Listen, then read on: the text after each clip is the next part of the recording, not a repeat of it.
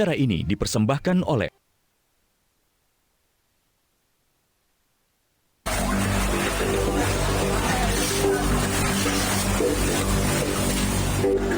warga Jalan Siwalan Kerto Timur, Surabaya dikejutkan dengan kebakaran gudang penyimpanan barang bekas.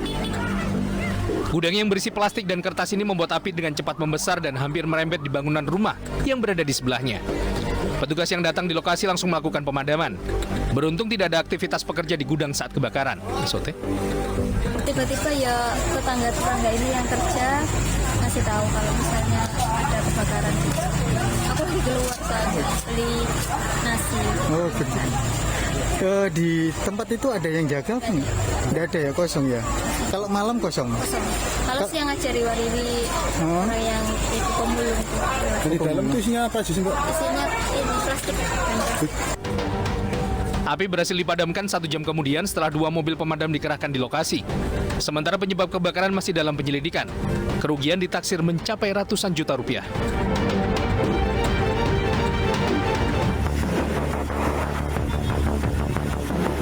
Kebakaran hebat juga menghanguskan seluruh bangunan rumah sekaligus toko di Jalan Tukangan dan Nurjan, Kota Yogyakarta dini hari tadi.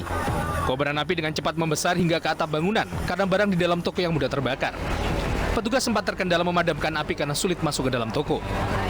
Kebakaran diduga dipicu obat nyamuk bakar dengan alas kertas yang lupa dimatikan. Api dengan cepat membesar dari garasi dan langsung menjalar ke toko yang menjual barang-barang kelontong. Beruntung seluruh penghuni berhasil menyelamatkan diri. Kalau nggak salah, obat nyamuk bakar itu aja. Itu gimana itu mas maksudnya? jadi lupa dimatiin, sama-sama ditinggal tidur. Sadar, lupa matiin, bangun, tapi lihat api udah besar.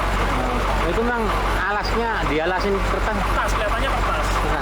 Di ruang apa mas pertama itu mas? Di sini, di garasi. Di garasi? Iya. Api berhasil dipadamkan 1 jam kemudian setelah lebih dari 5 unit mobil pemadam kebakaran diterjunkan. Akibat kebakaran, kerugian mencapai ratusan juta rupiah dan kini dalam penyelidikan kepolisian.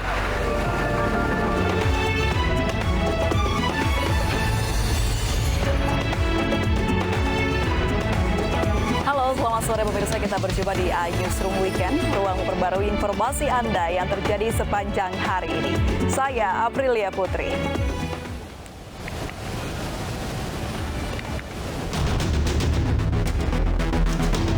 Baku hantam antara 2 kelompok remaja terekam kamera CCTV di salah satu rumah warga Desa Petatal, Kecamatan Datuk Tanah Datar, Batubara, Sumatera Utara. 2 kelompok pemuda yang datang dengan mengendarai motor langsung terlibat perkelahian. Bukan kali pertama, bentrokan antar pemuda ini kerap terjadi dan sangat meresahkan warga. Warga berharap petugas kepolisian meningkatkan pengamanan agar ketentraman warga tak lagi terganggu dengan ulah para pembuat onar ini.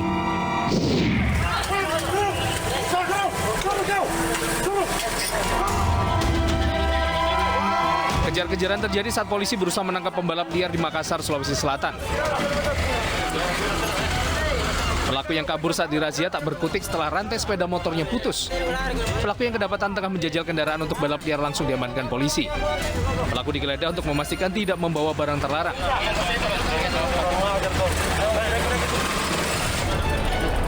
Selanjutnya, kendaraan pelaku yang tidak dilengkapi surat-surat serta berknalpot bising disita dan dibawa ke kantor Ditlantas Polda Sulawesi Selatan.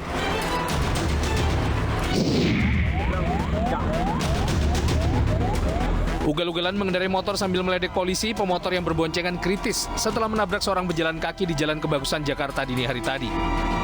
Kecelakaan berawal saat pengendara motor melaju kencang secara ugal-ugalan dari arah Pesing menuju Tambora sambil meledek mobil patroli polisi di depannya. Naas, pemotor menabrak pejalan kaki, sementara motor terpental masuk ke dalam saluran air. Warga berusaha mengevakuasi ketiga korban ke mobil bak terbuka dan ambulans untuk dibawa ke Rumah Sakit Sumber Waras, Jakarta Barat. Kasus kecelakaan ini kini ditangani Satlantas Polres Jakarta Barat.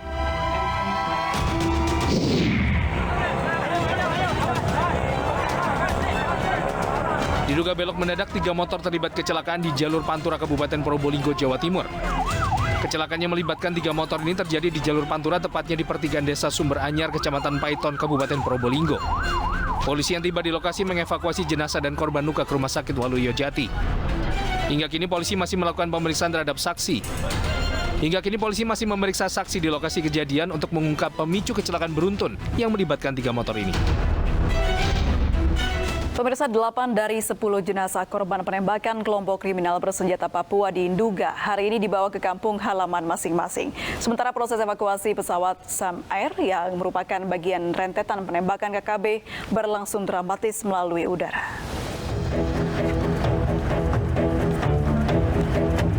Iring-iringan ambulans yang membawa jenazah korban penembakan KKB Papua Minggu pagi memasuki Bandara Moses Kilangin.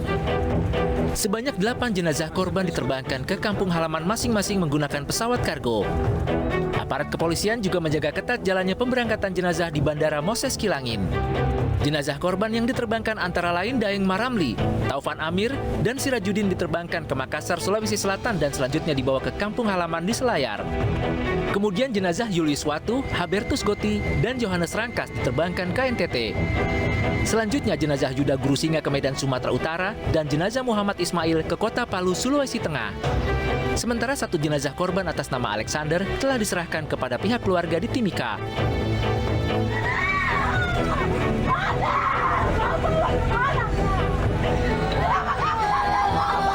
Sementara itu pesawat Sam Air yang diberondong tembakan oleh kelompok kriminal separatis bersenjata akhirnya dievakuasi menuju Timika Rabu kemarin. Proses evakuasi dilakukan dengan cara diangkat menggunakan helikopter Kamov dari Kenya menuju Timika lantaran tidak bisa menggunakan jalur lain. Jarak tempuh proses evakuasi ini memakan waktu sekitar 45 menit. Proses evakuasi pesawat dilakukan dengan pengamanan ketat guna mengantisipasi adanya serangan susulan dari KKB. Rencananya setelah tiba di Timika akan dilakukan investigasi internal oleh maskapai Sam Air untuk nantinya Dan pemirsa, untuk mengetahui perkembangan terkini terkait teror penembakan di Kabupaten Nduga, Papua, kami sudah terhubung dengan Kabid Humas Polda Papua, Kombes Ahmad Mustafa Kabal. Selamat malam, Pak Kabal. Selamat malam, Mbak Efri. Baik, Pak Kamal, bisa diceritakan seperti apa kronologi dari teror penembakan di Nduga, Papua ini, Pak? Dapat kami informasikan kemarin sekira pukul 21.15 itu terjadi pembantaian oleh kelompok kriminal bersenjata terhadap masyarakat yang ada di Kampung Nogoliat di Nduga.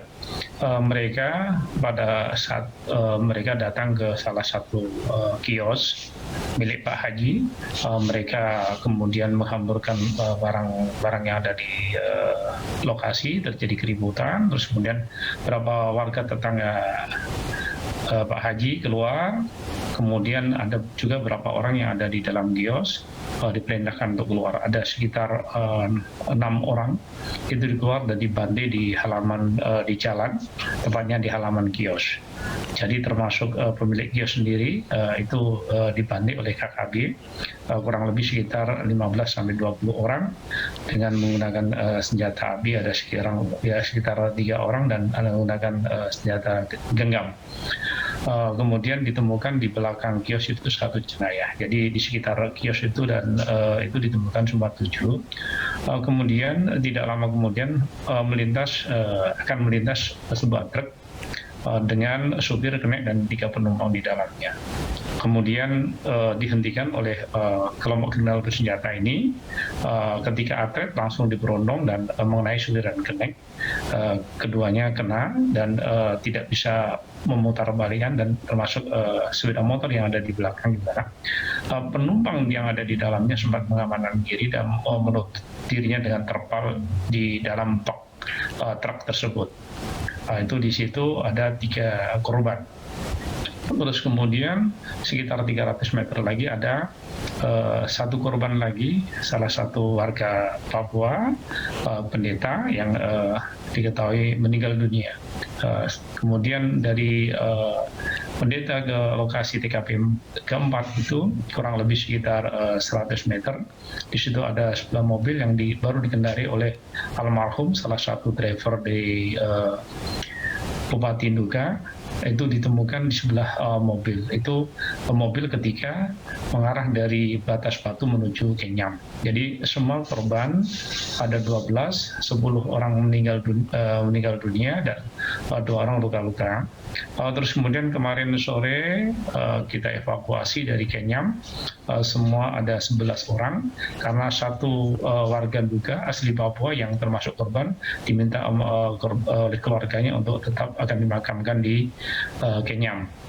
Terus kemudian yang 11 dibawa ke dievakuasi ke Timika, terus kemudian dibantu oleh Kapolres Timika untuk prosesi dan komunikasi dengan pihak rumah sakit. Dan alhamdulillah. Lalu bagaimana dengan proses penyelidikannya, Pak? Apakah benar pelaku dari KKB? Jadi diketahui dari kelompok Egyanus Kagoya, mereka sempat ketemu dengan istri korban, bahkan istri korban sempat terancam dengan putrinya yang saat itu ada di sekitar di dalam kios dan sempat diperintahkan kembali ke dalam kios. Saat ini rekan-rekan kami dalam rangka proses penyidikan terhadap kasus kekerasan yang terjadi kemarin tepatnya di Kampung Nogoliat, Kabupaten Duga. Baik, terima kasih Pak Kamal atas informasinya. Selamat bertugas kembali Pak Kamal. Selamat sore. Ya, pemirsa, kami akan kembali usai kumandang azan maghrib untuk kawasan Jakarta dan sekitarnya.